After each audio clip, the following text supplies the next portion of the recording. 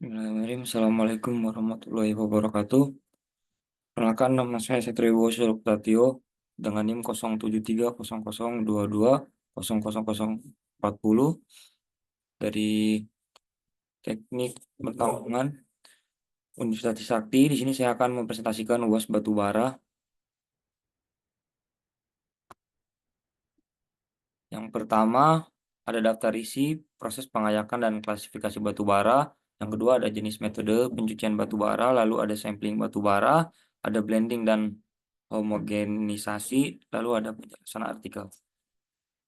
Yang pertama, proses pengayakan dan klasifikasi batubara. Proses pengayakan dan klasifikasi batubara adalah langkah penting dalam mempersiapkan batubara untuk digunakan dalam berbagai aplikasi. Proses ini bertujuan untuk memisahkan batubara berdasarkan ukuran dan kualitasnya. Dan berikut adalah langkah-langkah dalam proses pengayakan dan klasifikasi batubara.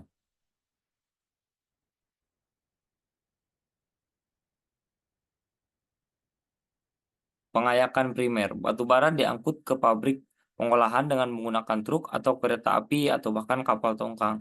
Lalu batubara kemudian dipecahkan menjadi potongan-potongan yang lebih kecil dengan menggunakan crusher primer. Batubara yang telah dipecah kemudian diayak dengan menggunakan saringan primer untuk memisahkan potongan-potongan yang lebih besar dari 25 mm. Lalu ada pengayakan sekunder. Potongan batu bara yang lebih kecil dari 25 mm dari pengayakan primer kemudian diangkut ke saringan sekunder. Di saringan sekunder batu bara diayak kembali berdasarkan ukuran menjadi beberapa fraksi. Ada tiga, yaitu 13 mm, 6 mm, 3 mm, dan 1 mm. Lalu yang berikutnya adalah klasifikasi. Batu bara yang telah diayak kemudian diklasifikasikan berdasarkan kualitasnya, seperti kandungan abu, kadar air, dan nilai kalor. Klasifikasi batu bara dapat dilakukan dengan menggunakan berbagai metode seperti analisa laboratorium, sensor optik, dan sensor akustik. Nah, kita lanjut ke jenis metode pencucian batu bara. Pencucian batu bara adalah proses yang digunakan untuk menghilangkan kotoran dan mineral dari batu bara. Hal ini dapat meningkatkan kualitas batu bara dan membuatnya lebih cocok untuk digunakan dalam berbagai aplikasi. Jadi yang pertama adalah pencucian gravitasi atau sesuai masa atau pencucian sesuai dengan masa jenis. Metode ini menggunakan perbedaan gravitasi antara batu bara dan kotoran untuk memisahkannya berdasarkan berat jenisnya. Batu bara dan kotoran dicampur dengan air dan diumpankan ke bak pencucian. Batu bara yang lebih ringan akan mengapung di atas air, sedangkan kotoran yang lebih berat akan tenggelam. Batu bara yang mengapung kemudian dikumpulkan dan dikeringkan. Lalu yang kedua ada pencucian flotasi. Metode ini menggunakan gelembung udara untuk mengangkat batu bara dari air dan memisahkan dari kotoran. Batu bara dan kotoran dicampur dengan air dan agen pembusa. Lalu gelembung udara akan menempel pada batu bara dan mengangkatnya ke atas air.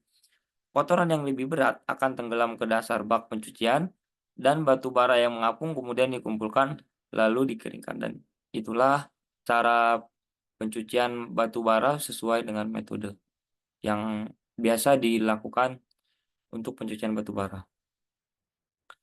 Lalu ada sampling batu bara. Sampling batu bara adalah proses pengambilan sampel batu bara dari suatu tempat atau pengirim untuk analisis sampel batu bara digunakan untuk menentukan kualitas batu bara, untuk memastikan bahwa batu bara memenuhi spesifikasi yang diperlukan untuk penggunaan atau pengaplikasian tertentu sesuai dengan request. Lalu tahapan-tahapan yang pertama adalah perencanaan sampling, di mana kita harus menentukan tujuan sampling. Lalu setelah didapatkan tujuan sampling, kita memilih lokasi sampling yang representatif. Lalu kita menentukan metode sampling apa yang sesuai dengan hasil sampling yang akan kita ambil nanti. Lalu menentukan ukuran sampel yang akan diperlukan. Setelah perencanaan sampling selesai, kita lanjut ke tahap berikutnya, yaitu pengambilan sampel.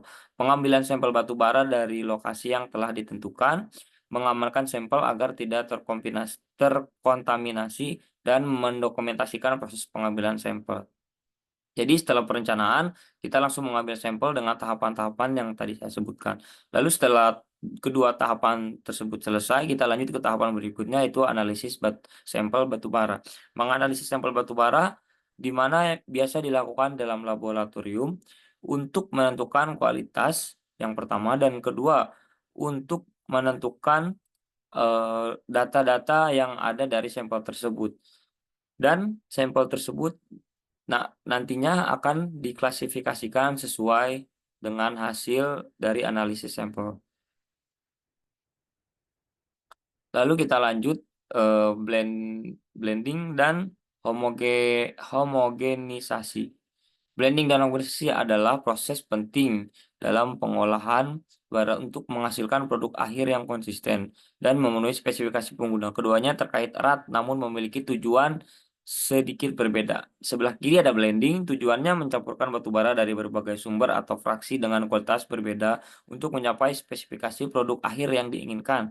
Prosesnya batu bara dari berbagai sumber, tambang berbeda, lapisan berbeda, atau fraksi ukuran berbeda, hasil pengayakan berbeda dicampur secara terkontrol untuk menggunakan peralatan seperti conveyor belt, blender mekanis, atau silok penyimpanan.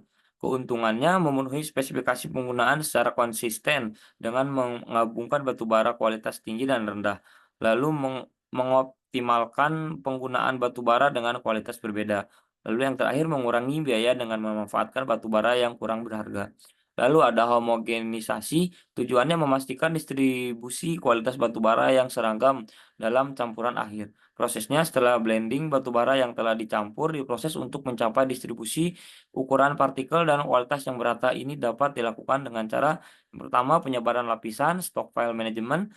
Batu bara dari sumber berbeda ditumpuk secara berlapis dalam pola tertentu untuk meminimalkan segregasi pemisahan berdasarkan ukuran dan kualitas. Reclaiming atau pengambilan campuran, batu bara yang telah di stockpile diambil secara terkontrol dari berbagai lapisan untuk memastikan proporsi yang tepat dari setiap sumber tercampur dalam produk akhir. Itulah tujuan dan perbedaan dari blending dan homogenisasi. Sebetulnya tidak terlalu jauh berbeda, tapi yang jelas blending dan homogenisasi adalah dua proses yang berbeda. Manfaat blending dan homogenisasi yaitu konsistensi kualitas, memberikan batu bara dengan nilai kalor, kandungan abu, dan karakteristik pembakaran yang konsisten dan penggunaan sehingga pembakaran lebih efisien dan stabil. Optimalisasi penggunaan batu bara memungkinkan pemanfaatan batu bara dengan kualitas rendah dengan mencampurnya dengan kualitas batu bara yang tinggi. Penggunaan emisi membantu mengontrol emisi polutan dengan mencampur yang tepat untuk memenuhi standar lingkungan.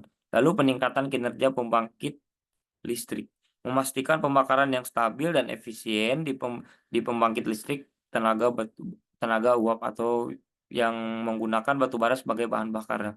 Jenis blending yang pertama ada static blending, pencampuran dilakukan dengan mengatur proporsi batu bara dari sumber berbeda pada saat pengisian tempat penyimpanan atau stockpile. Lalu ada dynamic blending, pencampuran dilakukan secara terus-menerus menggunakan peralatan seperti blender yang secara otomatis mengatur proporsi batu bara yang dicampur.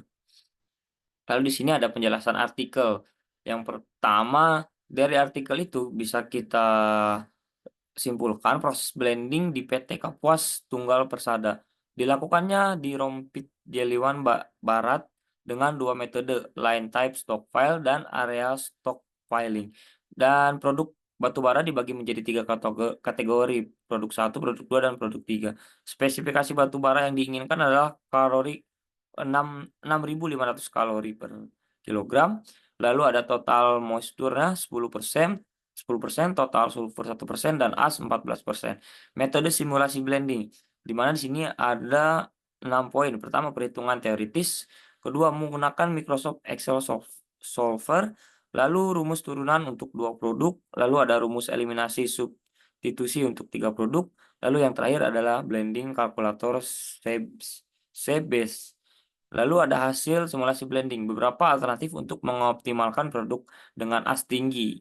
Yang pertama, blending produk 1 dan produk 2, blending produk 2 dan produk 3, dan blending produk 1, 2, dan 3. Rekomendasi, gunakan fasilitas software dan blending kalkulator Sybase untuk simulasi yang lebih akurat. Tentukan presentasi campuran untuk kualitas dari masing-masing produk. Lalu faktor-faktor apa saja yang menurunkan kualitas batu bara di Pit Jeliman Barat?